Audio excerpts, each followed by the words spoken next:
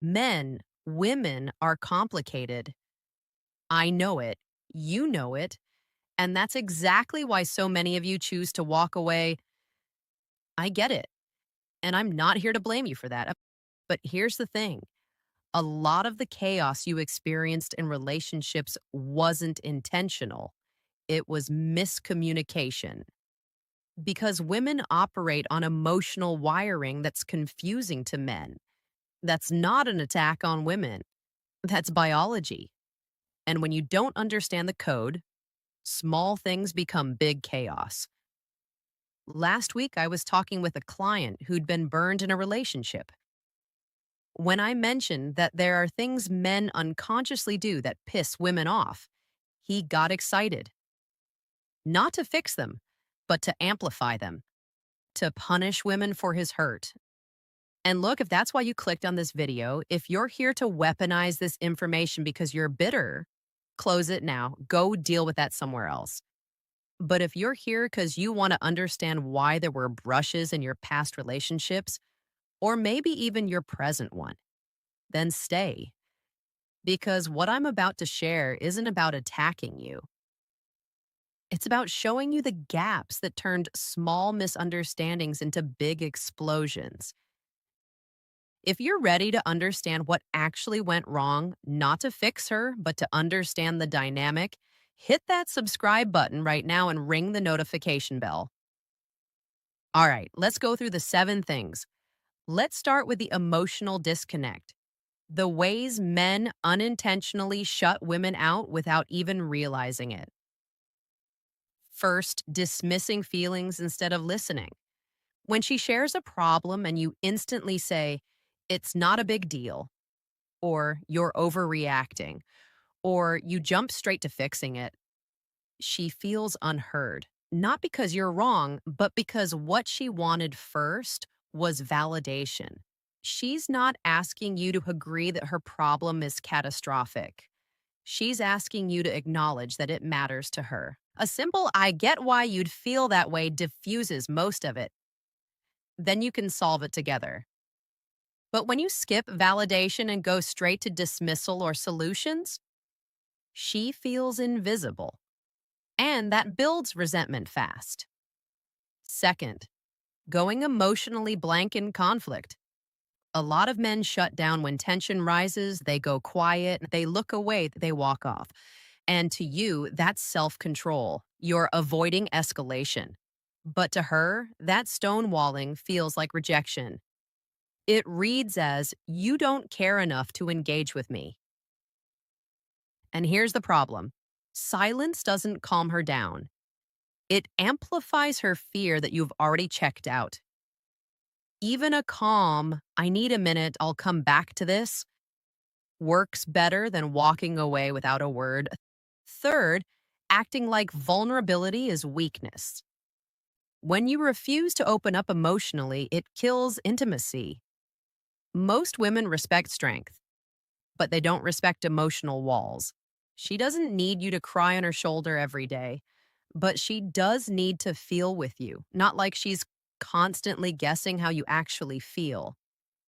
And when you shut down every time she asks what's going on inside, she stops trying. And that distance, that's what kills the connection. So let me ask you, when's the last time you actually let her in emotionally? What was her reaction? Drop it in the comments. Now, here's where it shifts from emotional disconnect to the everyday neglect. The small things that seem minor but compound over time. Fourth, forgetting small things that matter to her. It's not about the date, it's not about the errand, it's about attention. When you forget what she said, miss details she shared, or break little promises, she feels invisible. Because to her, remembering isn't about memory, it's about care. You might think, "I was busy. I had a lot on my mind," and that's valid. But she hears, "You weren't important enough to prioritize." Consistency counts more than grand gestures. Showing up in the small moments builds trust. Forgetting them erodes it. Fifth, expecting her to handle all the emotional labor, planning dates, remembering birthdays, maintaining connection, checking in, initiating conversations. A lot of women end up carrying the full load of keeping the relationship alive. And when you never initiate, never check in, never plan, it feels like she's managing the whole thing by herself. And eventually, she gets tired. Not because she doesn't love you, but because she's exhausted from being the only one putting in effort. You don't have to be perfect, but you do have to participate. And here's the final layer: the ways men accidentally communicate disrespect without meaning to. Sixth, comparing her to other women. Even subtle things, praising an ex, complimenting a celebrity, or mentioning a friend's girlfriend, sting. It sends a message that she's being measured instead of appreciated, that she's in competition, that she's not enough on her own. Compliment her directly. Don't benchmark her against anyone else, because every comparison, even the positive ones, plants a seed of insecurity. Seventh, treating communication like a chore, saying, I don't want to talk about it, calling her too emotional, rushing through every serious conversation. To you, it might feel like efficiency. You said what needed to be said, move on. But to most women, talking is the connection. It's not a task to check off, it's how they bond. And when you treat it like a burden, she feels dismissed. And that kills trust fast. So here's what all of this comes down to. Yes, women are more complicated. Yes, their emotional wiring can feel exhausting to navigate. And yes, some of you walked away for very good reasons. I'm not here to tell you that you were wrong for choosing peace, but here's what I need you to understand.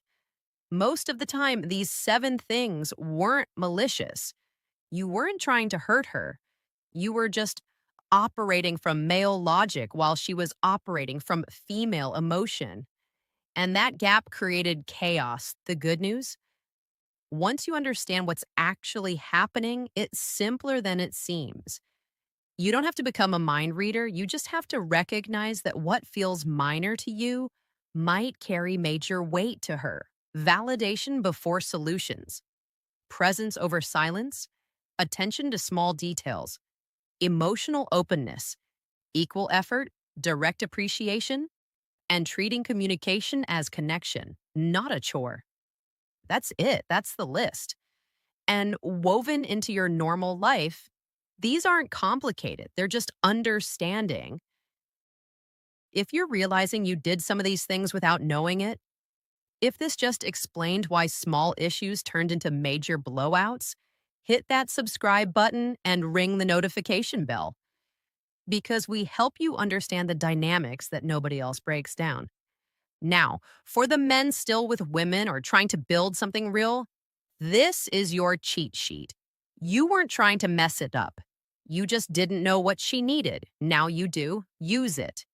And for the men who walked away because the confusion was too much, now you know what was actually happening. Maybe she was unreasonable. Maybe you were incompatible. But at least now you understand the patterns. You don't have to go back. You don't have to fix anything. But if you ever try again, you'll know what to watch for. One last thing.